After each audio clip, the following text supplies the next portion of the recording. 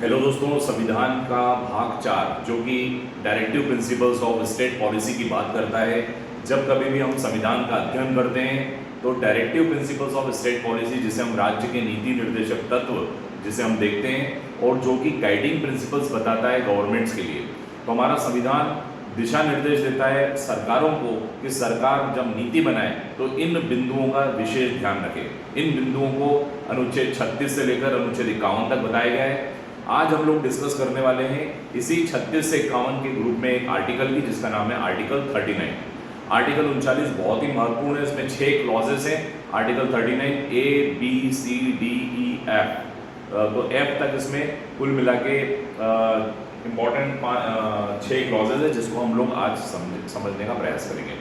आप सभी का स्वागत है यूट्यूब चैनल लॉ इजी में, और इस चैनल में हम कानून को आसान भाषा में समझने का प्रयास करते हैं। इसी कड़ी में आज हम कवर करने वाले हैं article 39 of the Indian constitution, Bharat के संविधान का अनुच्छेद 39।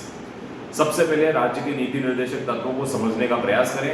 राज्य के नीति निर्देशक तत्व यानी स्टेट को कॉन्स्टिट्यूशन कुछ निर्देश दे रहा है, कुछ गाइडिंग प्रिंसिपल्स बता रहा है कि जितने जो स्टेट है, स्टेट का मतलब केंद्र सरकार, राज्य सरकार, स्थानीय सरकार और अन्य प्राधिकारी जब कभी भी कोई नीति बनाए, जब कभी भी कोई लॉ बनाए, तो कुछ गाइडिंग प्रिंसिपल्स हैं, कुछ बातों को ध्यान में रखकर बनाए, ताकि राज्य एक आदर्श राज्य बने। राज्य सिर्फ पुलिस राज्य न हो, राज्य एक वेलफेयर यानी कल्याणकारी राज्य बन सके। और इसके लिए अनुच्छेद 36 से लेकर 51 तक विभिन्न प्रकार की गाइडलाइन दी गई है। इस गाइडलाइन में आर्टिकल 39 का एक बहुत ही प्रोमिनेंट प्लेस है, क्योंकि आर्टिकल 39 जो है वो 6 प्रकार की बातें राज्य से कह रहा है कि राज्य जब भी नीति बनाए तो इन 6 बातों का विशेष रूप से ख्याल रखे। तो पार्ट 4 में DPSP यानी directive principles of state policy रखा गया है। और ये जो आर्टिकल 39 जिसकी आज हम लोग चर्चा करने वाले हैं, ये सोशलिस्टिक पैटर्न की है। देखा जाए तो राज्य के नीति निर्देशक तत्वों को 3 भागों में बांटा जा सकता है। एक गांधीयन प्रिंसिपल्स हैं, यानी गांधीवाद पर आधारित प्रिंसिपल्स हैं।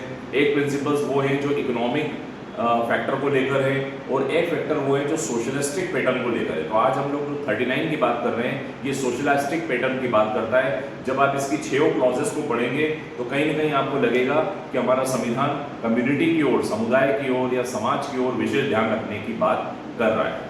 तो हम बात करने वाले हैं आर्टिकल 39 की। आर्टिकल 39 जो है वो सोशलिस्टिक पैटर्न पर आधारित है, और 39 कह रहा है पॉलिसी मेकिंग, यानी राज्य जब भी नीति निर्माण करे, कोई पॉलिसी बनाए, तो निम्नलिखित बातों का ख्याल रखें। इसके अंदर 6 सब क्लॉजेस हैं।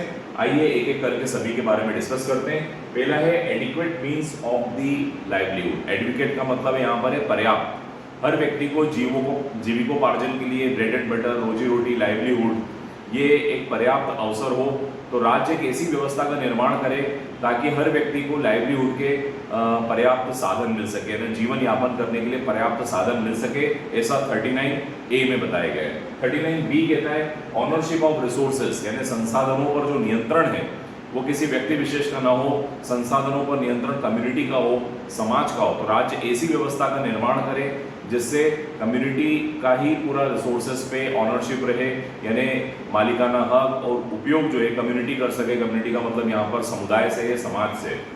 39 क्लॉज C में बताया गया है कि नो कंसंट्रेशन ऑफ वेल्थ। राज्य इस प्रकार की व्यवस्था को मेंटेन करना चाहिए ताकि संसाधनों का केंद्रीकरण न हो, कुछ हाथों में ही संसाधन ना आ जाए। तो इस बात पर भी राज्य को ध्यान देना चाहिए। There should be equal distribution of the wealth, wealth का इक्वल डिस्ट्रीब्यूशन हो, कंसंट्रेशन ना हो, डिसेंट्रलाइजेशन होना चाहिए। 39D बहुत इंपॉर्टेंट है। Equal pay for equal veg की बात हो रही है यहाँ पर। Equal pay for equal veg यानी समान कार्य के लिए समान वेतन मिलना चाहिए, और इसके लिए आप सभी को पता है हमारे देश में इक्वल रेम्यूनरेशन एक्ट भी बन चुका है। तो राज्य ने इसके लिए काम किया है और राज्य ने इसके लिए कानून भी बना दिया है। ये कहता है महिला पुरुष में लिंग के आधार पर, धर्म के आधार पर किसी व्यक्ति के साथ भेदभाव नहीं होना चाहिए। यदि व्यक्ति ने समान कार्य किया है तो समान वेतन व्यक्ति को मिलना चाहिए। मजदूरी में समानता होनी चाहिए, वेतन में समानता होनी चाहिए, किसी प्रकार की असमानता नहीं होना चाहिए। 39D एग्जाम्स में भी कई बार पूछा जाता है। 39EF, ये देखा जाए तो दोनों बच्चों के लिए स्पेशल आर्टिकल्स बनाए गए हैं, लेकिन 39E जो है थोड़ा वाइड है, इसमें बच्चों के साथ अन्य लोगों को भी शामिल किया गया है। ये कहता है नो अब्यूज, कोई व्यक्ति किसी का अब्यूज न करे, इस बात का भी राज्य को ध्यान देना चाहिए। राज्य को देखना चाहिए कि कोई व्यक्ति किसी का दुरुपयोग तो नहीं कर रहा है, और यहाँ पर बच्चों का नाम भी शामिल किया गया है ताकि बच्चों का भी कोई दुरुपयोग न करे। 39F की ओर चलते हैं। No moral and material exploitation of the children, ये सीधे सीधे बच्चों की बात कर रहा है कि बच्चों का नैतिक और भौतिक शोषण न हो, इस पर भी राज्य को विशेष ख्याल रखना चाहिए। और इसके लिए राज्य ने अनेक कानून भी बनाए हैं, बच्चों के लिए बहुत सारे एक्ट बन चुके हैं, पॉक्सो एक्ट बन चुका है, चाइल्ड लेबर प्रोहिबिशन एक्ट बन चुका है। तो बच्चों के लिए बहुत सारे एक्ट्स बनाकर आर्टिकल 39F को आगे बढ़ाने का काम राज्य ने किया है। तो ये है मित्रों आर्टिकल 39, जिसके बारे में हम लोगों ने अभी पढ़ा। और आर्टिकल 39 बात करता है कि पॉलिसी बनाते समय इन बिंदुओं का विशेष ख्याल रखना चाहिए। ये सारी बातें अनुच्छेद 39 में बताई गई। I hope you enjoyed this lecture and subscribe YouTube channel Law Easy. Thank you so much.